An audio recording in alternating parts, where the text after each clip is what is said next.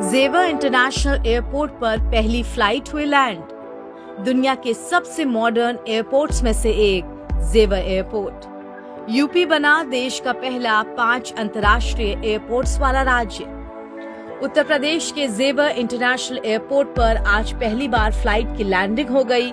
जेवर एयरपोर्ट पर फ्लाइट का लैंड होना उन लोगों के लिए खुशखबरी है जिन्हें हवाई यात्रा करने के लिए दिल्ली एयरपोर्ट जाना पड़ता था।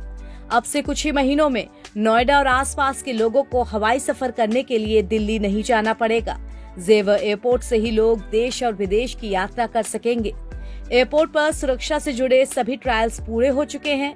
पहली लैंडिंग के साथ जेवर एयरपोर्ट कमर्शियल सेवाओं के लिए तैयार हो चुका है। नागरिक उड्डयन महानिदेशालय यानी DGCA ने सभी सुरक्षा जांचों के बाद नोएडा इंटरनेशनल एयरपोर्ट पर विमान की पहली लैंडिंग की इजाजत दी थी। अब हरी झंडी मिलने के बाद पहले विमान की लैंडिंग भी हो गई।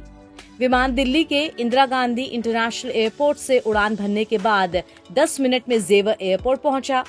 जेवर एयरपोर्ट पर लैंडिंग से पहले विमान ने आसमान में ही 1.5 से 2 घंटे तक चक्कर लगाए।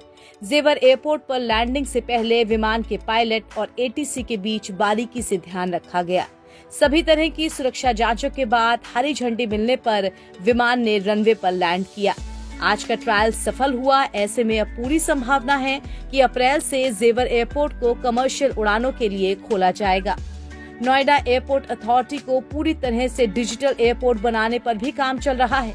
इसमें indoor navigation, passenger floor management, smartphone से चेक इन, बैगेज ड्रॉप और सभी चेक पॉइंट्स पर डिजिटल प्रोसेसिंग जैसी टेक्नोलॉजीज यूज की गई हैं। इस एयरपोर्ट के शुरू होने के बाद उत्तर प्रदेश देश का पहला 5 अंतर्राष्ट्रीय एयरपोर्ट्स वाला राज्य बन जाएगा।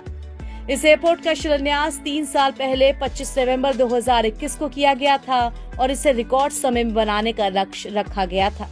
नोएडा अंतर्राष्ट्रीय एयरपोर्ट का उत्तर प्रदेश सरकार से 40 साल के लिए कनेक्शन करार हुआ है, जो 1 अक्टूबर 2021 से ही शुरू हो चुका है। नोएडा अंतर्राष्ट्रीय एयरपोर्ट पर भारतीय संस्कृति से जुड़ी कला को दर्शाने का भी भरपूर प्रयास किया जा रहा है, जिससे अंतर्राष्ट्रीय यात्रियों को भारत को जानने और समझने की रुचि बढ़े। आज लैंडिंग करने वाली फ्लाइट में कोई यात्री नहीं था। इस दौरान विमान में सिर्फ चालक दल के सदस्य ही मौजूद थे।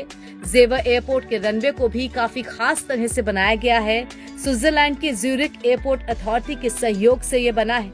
जेवर एयरपोर्ट का रनवे करीब 3.9 किलोमीटर लंबा है। इसे 10 से 20 तक की संख्या दी गई है।